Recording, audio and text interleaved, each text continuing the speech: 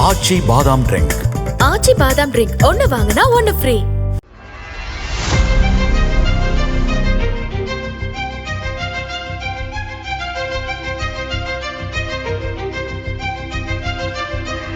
இந்திய வம்சாவளி விண்வெளி வீராங்கனை சுனிதா வில்லியம்ஸ் மற்றும் வில்மோர் ஆகியோர் ஆய்வு நடவடிக்கைகளை மேற்கொள்வதற்காக கடந்த ஆண்டு ஜூன் மாதம் 5ஆம் தேதி போயிங் ஸ்டார்லைனர் விண்கலத்தில் சர்வதேச விண்வெளி நிலையத்துக்கு சென்றனர்.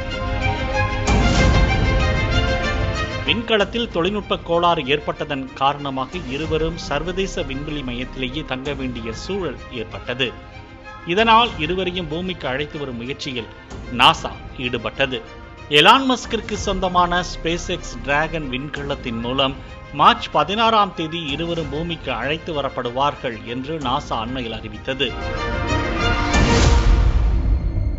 ஸ்பேஸ் எக்ஸ் டிராகன் க்ரூ 10 திட்டத்தின் கீழ் புளோரிடாவில் டிராகன் விண்கலத்துடன் சீரிப்பாய தயாராக இருந்த ஃபால்கன் 9 ராக்கெட்டில் கடைசி நிமிடத்தில் ஹைட்ராலிக் இயந்திரத்தில் தொழில்நுட்ப கோளாறு ஏற்பட்டுள்ளது. இதனால் இருவரையும் பூமிக்கு அழைத்து வருவதில் மீண்டும் சிக்கல் ஏற்பட்டுள்ளது. ஃபால்கன் 9 ராக்கெட்டில் ஏற்பட்டுள்ள தொழில்நுட்ப கோளாறு சரி செய்யப்பட்டால் இந்த வாரமே மீண்டும் ராக்கெட்டை விண்ணில் செலுத்த வாய்ப்பிருப்பதாக கூறப்படுகிறது.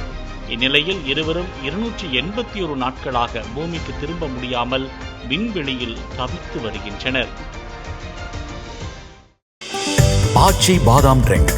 ஆச்சி பாதாம் ட்ரிங்க் ஒன்னு வாங்கினா ஒன்னு ஃப்ரீ.